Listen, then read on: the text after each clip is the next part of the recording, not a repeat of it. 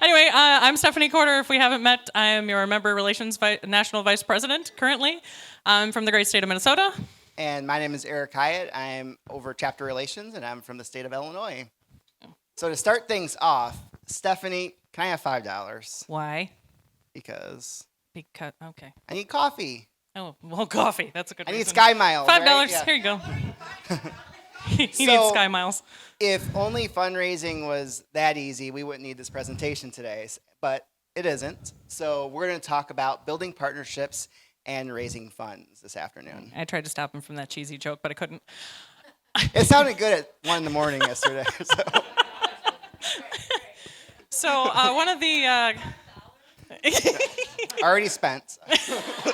allotted for his Sky Miles later. Yes. All right. So we are going to talk about creating partnerships that build you funds. We're not talking about sponsorships or fundraising necessarily, but creating solid partnerships with your organization that's going to be lucrative for you in the end. So, first of all, why the heck would you want a partnership? Does anybody have any ideas? One of my favorites we're talking about today, maximizing cost savings, which happens on both sides.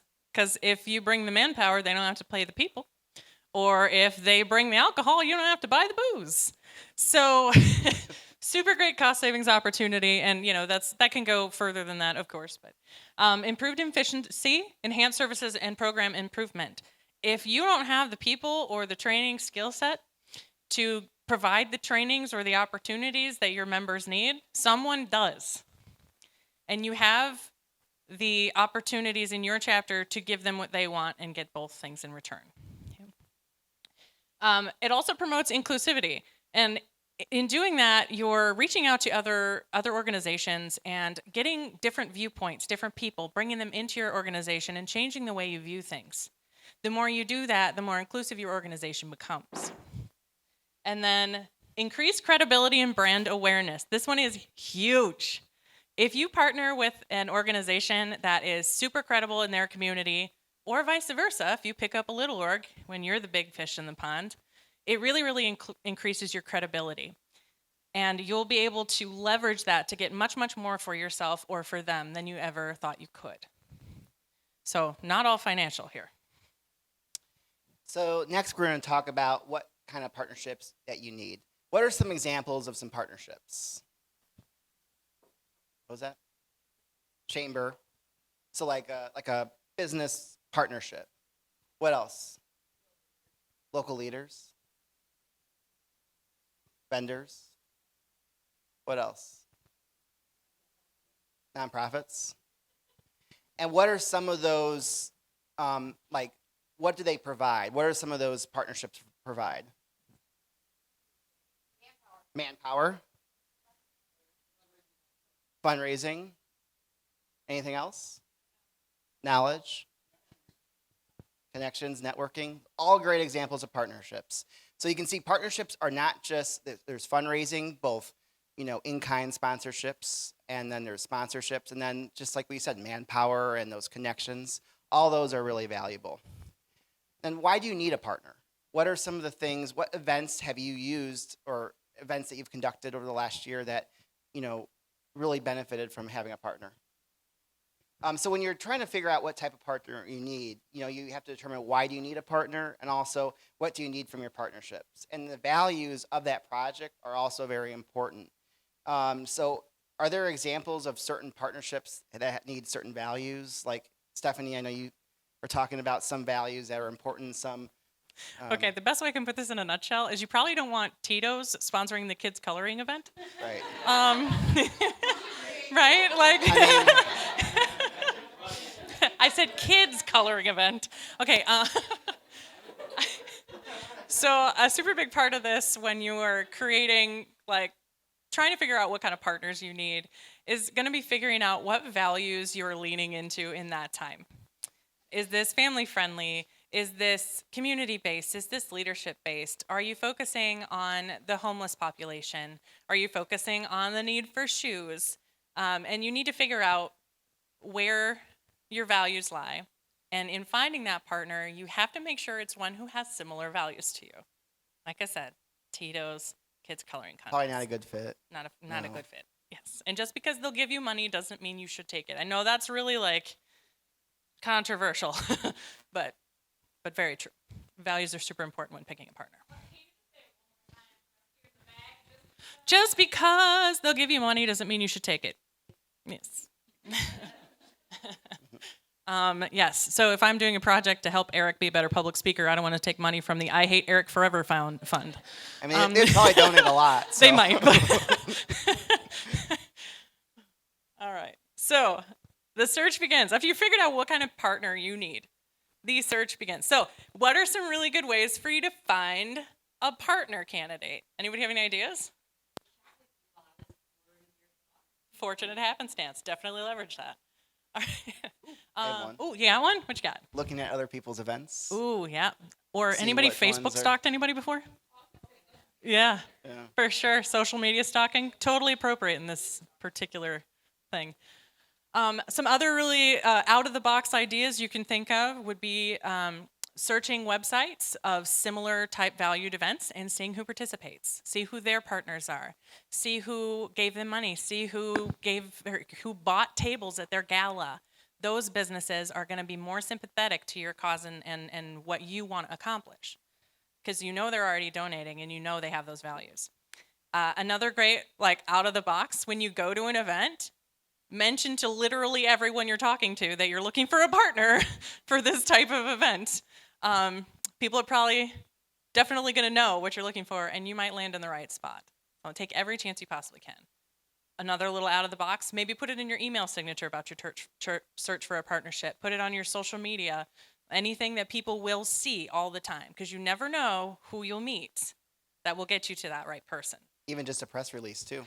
Also press releases, yes. So, I mean, if you could buy a blimp with a flag on it, that's cool, but you probably don't need the partner at that point. That sounds expensive. Yeah, a little expensive, yeah. But if they'll donate the blimp, hey.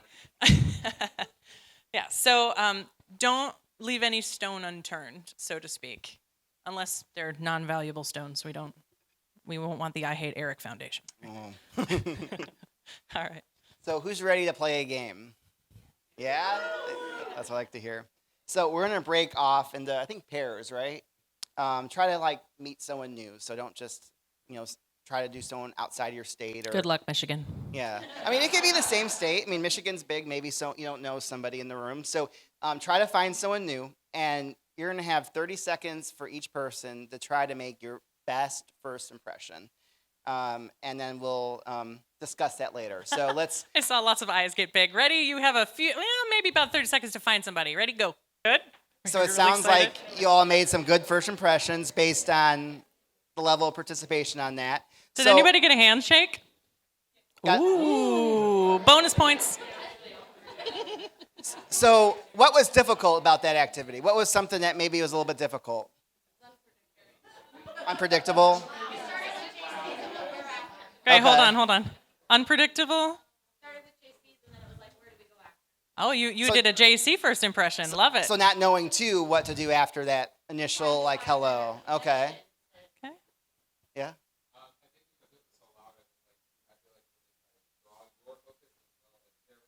Mm-hmm. That's a thing. Yeah. That is a thing.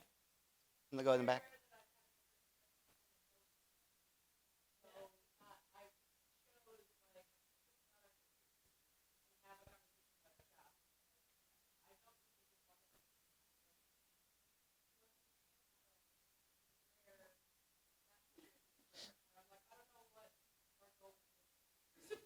Right. That is fair. I think we're just generally talking about first impressions, so you can make a first impression about how you play chess or your dog. It doesn't really matter. Mm-hmm. Very valid. Did anybody notice how I had to see if everybody had a partner? Was anybody else looking around to see if anybody was missing a partner? Yeah, that can bomb a first impression pretty easy, can it? Mm-hmm.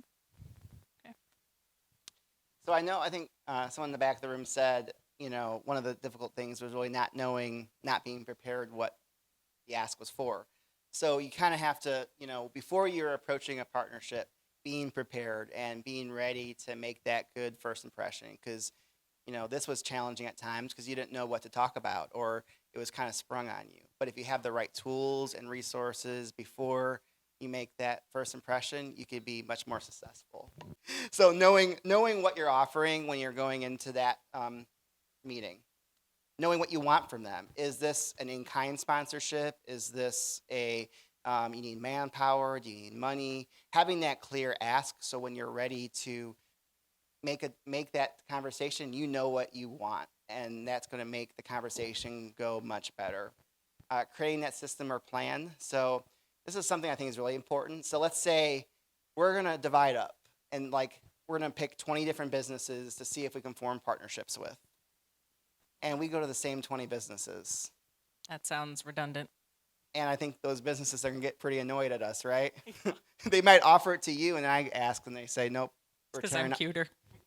They're tearing the check up for me. So having that tracking and having a spreadsheet of, okay, we have these 20 businesses we're going to contact, and let's divide up. This is the person that's making that first initial contact. What was the status of it?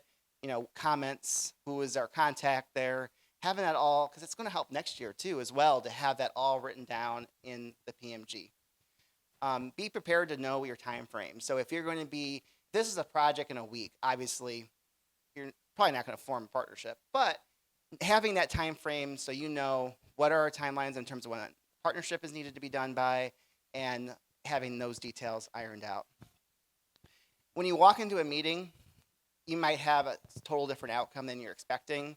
So you want to be able to customize things and having that flexibility to suit what the partner is looking for. If you're looking for volunteers, but you're looking for volunteers only a certain time period and they can't offer that, you're going to have to improvise on your feet and try to think of something that would make that partnership still work. Having that template is also important as well. So if you're offering some sort of partnership or a sponsorship, they have clear things you can leave behind that talk about your organization and also what you're asking for and what your needs are for your projects. So I think another thing to note that is when you're trying to build a partnership, if they're not the right partner, it's okay to say no. Right. Even if you started the conversation, it's okay to say, you know what, thank you so much for your time, but I don't think this partnership is going to be beneficial for the both of us. And don't burn that bridge. You might need them for something else. But it is okay to say no. Just because you asked doesn't mean you're stuck with them. And mutually beneficial is important too.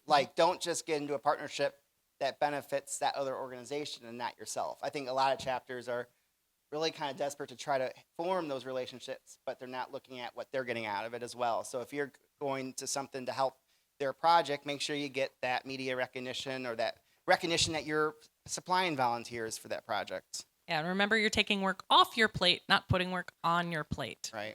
Yeah, very important. Okay, so making contact. Don't be obvious. Okay? Don't. Who are you contacting? Clearly, if it says partnership manager, that's probably the right person to contact, but I'm telling you not to do it.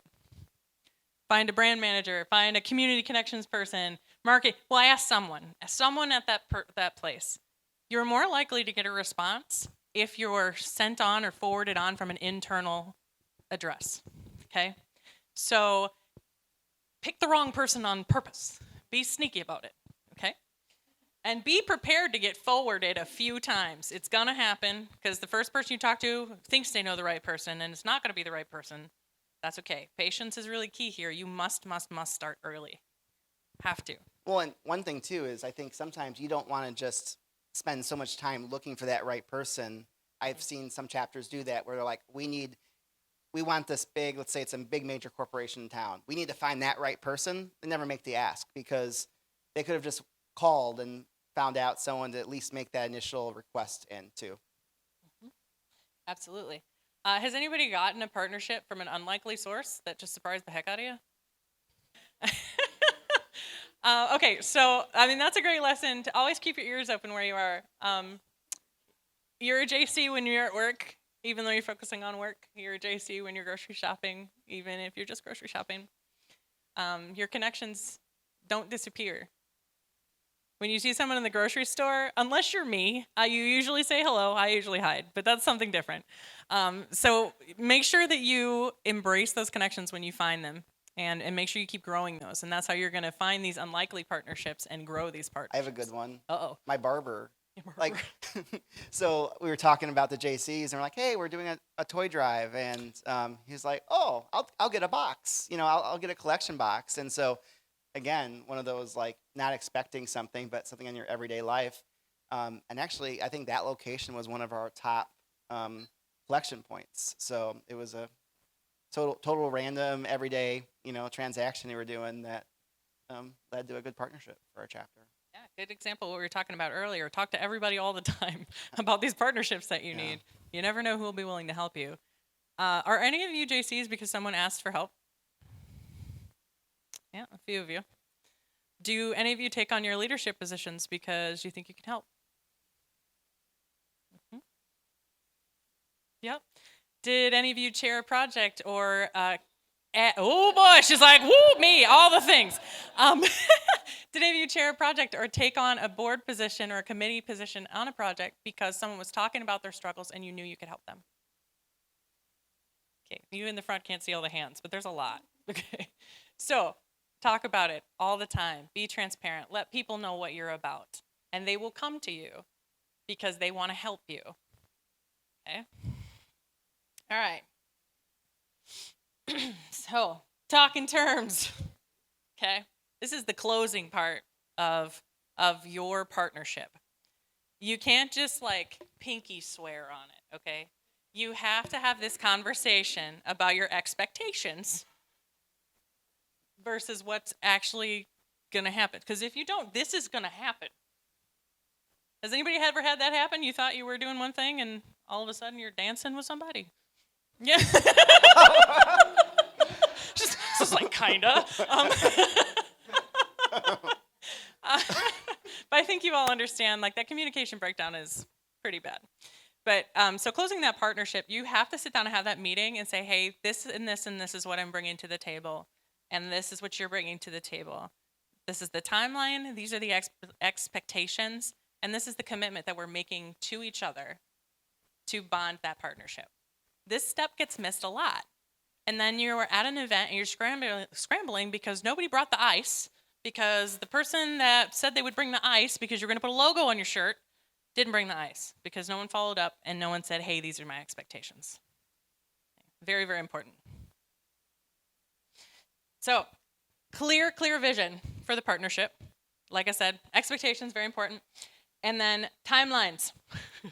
Timelines, very important. Dates, timelines, meetings, and when you're having your meetings, respecting their time. If it could have been an email, for the love of God, please send it in an email. People are busy. We're busy. They're busy. If you can send it in an email, send it in an email.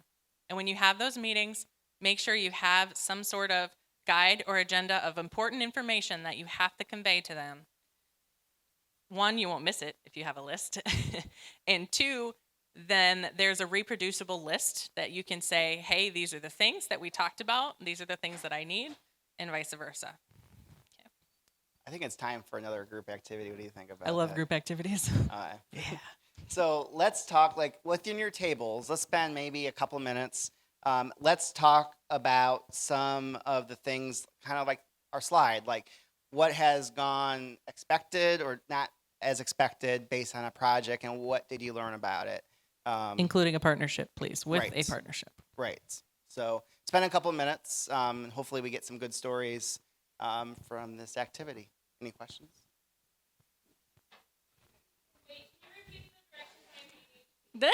Speak with your table about a situation with a partner that didn't go as you expected it to. What about, do we have another one? We have time for like maybe one more? Oh, I'm going to change it up on you. Oh. Just a little bit. Here, surprise. Okay. It's great when you like co-teach a training and you don't live in the same state. Super swell. All right. So does anybody have a story where the partnership with somebody was just going terribly south, but you rerouted and fixed it? Oh. Anybody not Carol? Just kidding. I love you, but Well, let's somebody else have the floor for a hot minute. Okay. All right, hit it. This year we did a fundraiser in Muskegon musical drag bingo. Some people in this room were there, and it sold out. It was very exciting. But we partnered with a local drag company that did not communicate anything at all in preparation for this event with us until about 2 days before, and then we found out that we sold out, and then they just kept selling tickets. Ooh. But we found enough chairs. I found enough volunteers. The event went incredibly well, and I don't think anybody was there actually knew all this stuff was happening on. See, That is good. So, at the risk of sounding like a kindergarten teacher, what did we learn? Communication is very nice. so after you develop a good partnership and you run that project, it's always a good idea to evaluate how it went and how it can be improved in the future. Is this a partner we want to continue with? Is there changes to the agreement that makes it mutually beneficial to both parties? So, if the partner, if you're doing an event and they donated money and they wanted more publicity, how do you make that package better for them to want to continue with that partnership? So kind of just evaluate while it's still fresh in your mind to figure out what can be done to continue that, make it beneficial. But sometimes, like I think Stephanie said, sometimes that beneficial, it's not going to be something you want to continue. So that's okay. But put that as part of the evaluation to see where you want to go in future years. And then after you've talked with them and debriefed and done all those things, don't forget to be thankful. Even if it sucked, tell them thank you anyway. Because they didn't have to do what they did. And even if it wasn't to your expectations, there's probably more to it than that. And if you aren't thankful, word gets around in a town, whether Right. it's small or large or whichever. So it's always very, very important to follow up. Be thankful. Send a thank you card. Picture Carry of your this- pigeon yeah. with a picture of Eric's face on it. Yeah. Whatever you want. But Maybe if you don't want it to continue. carry your pigeon with Eric's face. Thank you. Goodbye. Poor Eric. All right. But yes, always show your gratitude. Always, always. Okay, and that's really it from us. Thank you, guys. We're going to leave this up here until the next training starts, just in case you need our contact information. This is us prepping That's- for the yeah, in case you don't see the presentation. resemblance, Yeah. that is- We're just- yeah. That one's Eric. This. All right, thanks, guys.